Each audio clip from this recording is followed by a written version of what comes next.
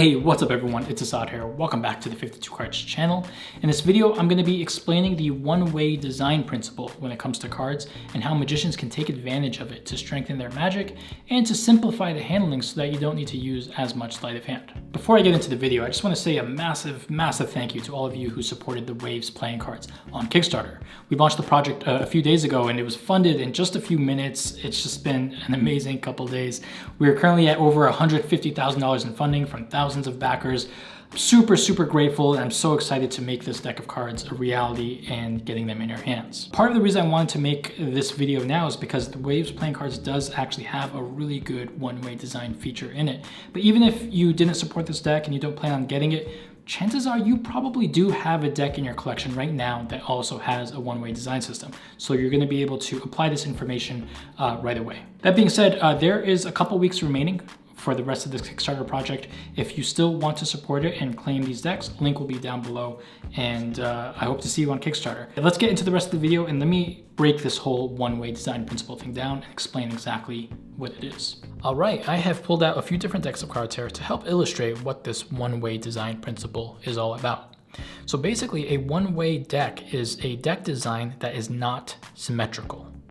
Okay, so let's first take a look at this deck. Very famous bicycle rider back design. This is not a one-way design deck because it's completely symmetrical. It looks exactly the same this way as it does this way. It doesn't matter which direction the card is, it's always going to look the same. That's because the design has essentially been reflected both horizontally and vertically, and no matter which way you look at it, it's always going to look like this. And this is the way that most decks are designed. Most decks are not one way, they are in fact completely symmetrical.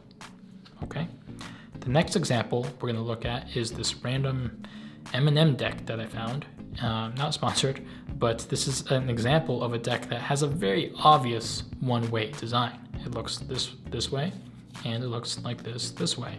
The M's are facing in the opposite direction, and it's very easy to spot the direction of the card. Okay, so this would be an example of a deck that's just too obvious of a one-way design, and this is something that magicians would want to avoid because having a deck like this could create some undesirable discrepancies when it comes to your sleight of hand and whatnot. I'll give you just a very quick example of that. Let's say, for example, it just happened to be the case where the second card and the third card in the deck were facing in opposite directions.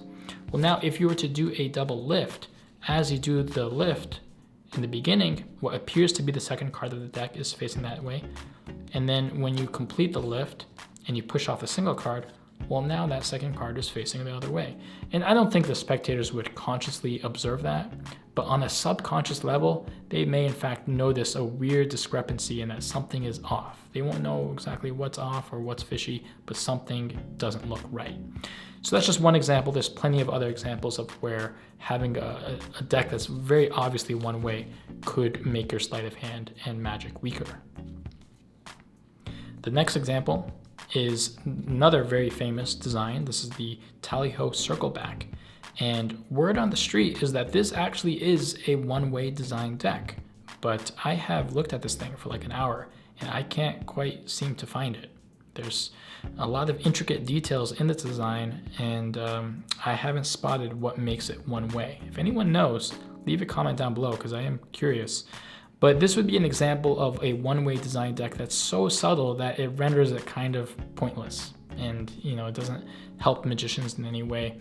I guess it's kind of cool as a challenge to figure out what makes it one way, but other than that, you know, doesn't really add much value. And this brings us to the final example, which is the Waves playing cards. This is the deck that we are aiming to produce right now, and I feel like it's the best of both worlds because it's a very subtle one-way design where the spectator would never be able to notice the one-way design nature of it. But if you know what to look for, it's actually very easy to spot the direction of the card.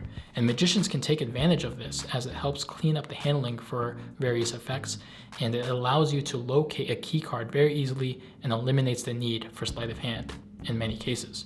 So let's go into a bit more detail on the nature of this one-way design, how to determine the direction of the card, and then I'll talk about the application a bit more as well. Before I reveal the secret behind this one-way design feature, why don't you go ahead and take a look for yourself and see if you can spot it. these two cards right here are facing in opposite directions.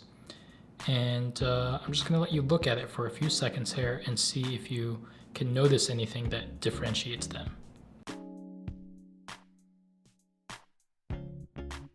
If you haven't spotted it yet, go ahead and take a look at the outer left corners of each of these cards. And what you'll notice is that the outer leftmost line is different. So for this card, it's just a kind of a short sliver, almost vertical. Whereas for this card, it's a little bit longer and it's more horizontal. That's all you need to know. And if you don't know to pay attention to the corners, you would never spot that. But once you know, it's very hard to miss. And it makes it very easy to determine the direction of the card. All right, so why does this all matter? Why do we even care? Well, using this one-way design principle, it allows us to locate and track cards of interest under the fairest possible conditions without any sleight of hand at all. Okay, so let me give you just a really great application right now on a really powerful effect that you can perform. It requires no technical skill and allows you to completely focus on the presentation. So what you're gonna do is you're gonna start off with the deck where all of the cards are facing the same direction. Okay, so if you're opening up a deck for the first time, it's already gonna be in that condition. Otherwise, just manually make sure that all of the cards are in fact the same direction. And the beautiful thing is that once the deck is in that condition, it's very easy to maintain the direction of all the cards, because any of the main shuffles that you're gonna do, overhand shuffle, Hindu shuffle, even like a riffle shuffle, none of this affects the directions of the cards. Okay, and you can cut the deck as much as you want. It's very easy to maintain the condition of the deck once all the cards are facing the same direction. So at this point, you are going to allow the spectator to pick any card that they want. Okay, so just spread the cards out, have them select one, it doesn't matter which one. Let's say they picked this card. Okay, while they're looking at it, all you're gonna do is turn the deck around. Okay, just do it out in the open, casually, slowly, nothing to hide. You're just gonna do it while they are looking at their card. So let's say, for example, they picked the 2 of diamonds here, okay? They're gonna look at it, they're gonna remember it, and then you're gonna spread the cards out once again and have them return the card to the pack. Okay, they can put it anywhere they want. And then once they've inserted it, once you've just ensured, basically what you've done here is you've ensured that their card is going into the deck in the opposite direction as the rest of the other cards. Okay, so once it's gone in, you can literally just hand them the deck at this point. You can allow them to finish pushing the card all the way in, and then they can shuffle and cut the deck as much as they want. And unless they do some crazy weird shuffle, which most likely they're not gonna do, their card is gonna remain the only card in the deck that's facing the opposite direction. All right, at this point, we're gonna spread the cards out on the table and we need to locate their card. Now let me show you how quick and easy this can be using the one-way design principle. So let's just give the cards a quick mix here and spread them out like so. And I can see right away, well, within a few seconds, that their card is actually very close to the bottom. It's right here, the 2 of diamonds. Okay, let's try it again where it's not so close to the bottom. We'll give the cards another shuffle and a few cuts. Okay, and let's spread them out. And this time, let's see where it is. I can see that their card is right here. Okay, this is the 2 of diamonds. Now, what you're gonna do is, while you spread the cards out, you're just gonna say, look, we're gonna try to find your card under a process of elimination here, okay? And you're gonna say, look, let's try to eliminate about half the cards. So you just need to know, for the first step, you just need to know which half their card is in. So I know their card is right here. So I'm gonna split the cards in about half, and then I'm gonna pretend to be like following my instincts or whatever, and I'm gonna say, all right, let's get rid of these cards. I don't think it's gonna be in there. Okay, you're gonna collect the remaining half. And once again, if you want, you can mix them up a little bit. And you're gonna say, okay, let's try to narrow it down even further. You're gonna spread them out. This time it's gonna be even easier to locate their card because there's less cards available. It's right here, it's second from the bottom right now. And once again, I'm just gonna split these in approximate halves. And then I'm gonna do a little bit of pretending, a little bit of acting. I'm gonna be following my instincts and I'm gonna say, now let's get rid of these, okay? Once again, we've got a few more cards to eliminate here.